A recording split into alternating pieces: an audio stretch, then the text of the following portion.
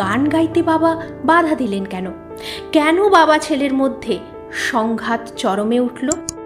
তিনি ছিলেন কট্টর বামপন্থী, আর শ্যামল মিত্রের ঘর ছিল একেবারে কংগ্রেসি পরিবার। যদিও তারা আগে থেকেই খবর পেয়েছিলেন পুলিশ আসবে। যার জীবনী নিয়ে সিনেমা তৈরি হচ্ছে তিনি সেই সিনেমায় সুর দিচ্ছেন এবং নায়কের লিপে সব গানই গাইছেন। এমন নজির বোধহয় ভূভারত তো বটেই, বিশ্বব্রহ্মাণ্ডে কার আছে তা জানা নেই। হ্যাঁ, ঠিক ধরেছেন, আমি বলছি দেওয়া নেওয়া সিনেমার কথা। এবং যার জীবনী নিয়ে সিনেমা তিনি আর কেউ নন, বিখ্যাত গায়ক সুরকার শ্যামল মিত্র। এবং এই প্রসঙ্গে আরও একটা কথা বলে রাখি, দেওয়া নেওয়া সিনেমার প্রযোজনাও তিনি করেছিলেন। দেয়া নেয়া সিনেমায় বাবা ছেলে অর্থাৎ কমল মিত্র এবং উত্তম কুমারের গান গাওয়া নিয়ে ঝগড়ার কথা তো সকলের জানা। সেই একই ঘটনা ঘটেছিল শ্যামল মিত্রের জীবনে। শ্যামল মিত্রের বাবা সাধন কুমার মিত্র ছিলেন নৈহাটির বিখ্যাত ডাক্তার। তবে সাধন কুমার মিত্রের আরও একটা দারুণ গুণ ছিল, তিনি ভালো এসরাজ বাজাতেন এবং নিয়মিত বাজাতেন। সারাদিন যে হাত নাড়ি টেপা বা ইঞ্জেকশন দেওয়ার কাজ করত, রাতে সেই হাত এসরাজের সুর তুলত। নৈহাটির মিত্রবাড়ি ছিল এক কথায় গানের বাড়ি। কেবল বাবা নয়, শ্যামল মিত্রের কাকু বসন্ত কুমার মিত্র প্রতিষ্ঠিত সঙ্গীত শিল্পী ছিলেন। মোট 5 ভাই বোন ছিলেন। 2 ছেলের মধ্যে শ্যামল মিত্র বড় হলেও দিদি ছিলেন সবার বড়। দিদি যখন গান শিখত তখন শ্যামল মিত্র পাশে বসে থাকতেন, আর গান শেখার ক্ষেত্রে শ্যামল মিত্র শ্রুতিধর ছিলেন। যা শুনতেন মনে রাখতেন। হয়তো কাকু পাশের ঘরে গান রেওয়াজ করছেন, আর এ ঘরে শ্যামলবাবু কান খাড়া করে শুনছেন আর নিজের মনে গুনগুন করছেন। কাজেই ছোটবেলা থেকে গানের পরিবেশের মধ্যে তিনি বড় হয়ে উঠেছেন।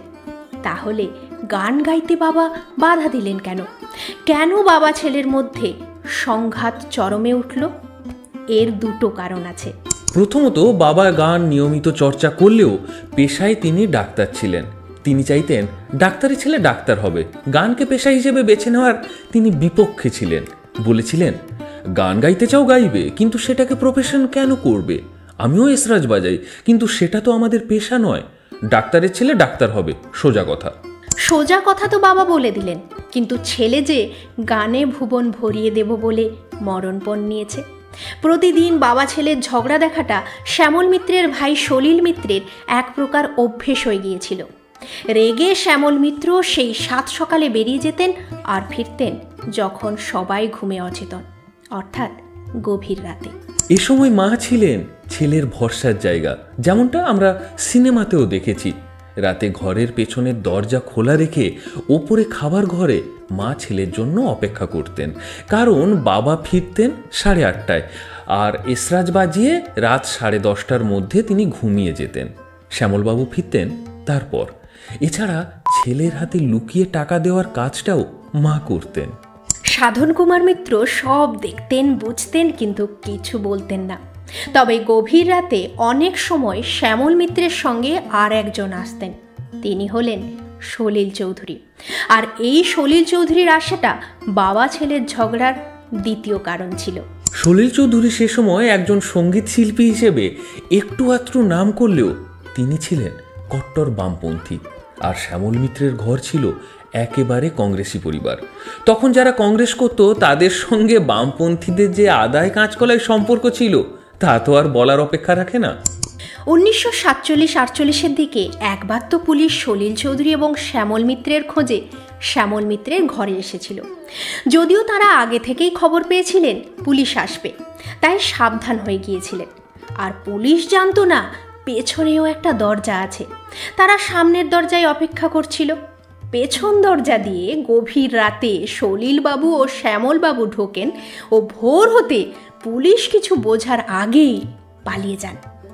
এসব কারণে স্বাভাবিকভাবে সলিল চৌধুরী সাধন কুমার মিত্রের চক্ষুশূল ছিলেন। এছাড়া সলিল চৌধুরী যে শ্যামল মিত্রকে গায়ক হয়ে ওঠার জন্য ইন্ধন যোগাচ্ছেন তা বাবা ভালোই বুঝতে পারতেন। তাই সলিল চৌধুরীকে তিনি একেবারে সহ্য করতে পারতেন না। কিন্তু বাড়ির সবাই সলিলবাবুকে ভালোবাসতেন। শ্যামল মিত্রের সঙ্গে সলিল চৌধুরী এলে ছেলের সঙ্গে সলিলবাবুকেও মা যত্ন করে খাওয়াতেন, আদর আপ্যায়ন করতেন। যাই হোক, সিনেমার মতোই ছেলের জেদের কাছে বাবাকে হার মানতে হয়। সতীনাথ মুখোপাধ্যায় এবং সুধীরলাল চক্রবর্তী শ্যামল মিত্রের জীবনে আসেন এবং এই দুই গুরুর ছোঁয়ায় শ্যামল মিত্রের জীবন বদলে যায়, আর কখনো ফিরে তাকাতে হয়নি। এই ছিল শ্যামল মিত্রের সঙ্গীত জীবনের আসার পেছনের কাহিনী। এরপরে এই মহান সঙ্গীত শিল্পীর জীবনের আরও অনেক অনেক অজানা ঘটনা আমরা তুলে ধরব। আজকের মতো এইটুকুই। শ্যামলবাবুর কোন কোন গান আপনার সব থেকে প্রিয় তা অবশ্যই নিচে কমেন্ট বক্সে জানান। আমাদের এই ভিডিওটা কেমন লাগলো তাও জানাতে ভুলবেন না কিন্তু। ভালো লাগলে লাইক করুন, শেয়ার করুন এবং আমাদের এই সিনেচ্যাট উইথ অরূপ সূচি চ্যানেলটি সাবস্ক্রাইব করে পাশে থাকুন। ধন্যবাদ।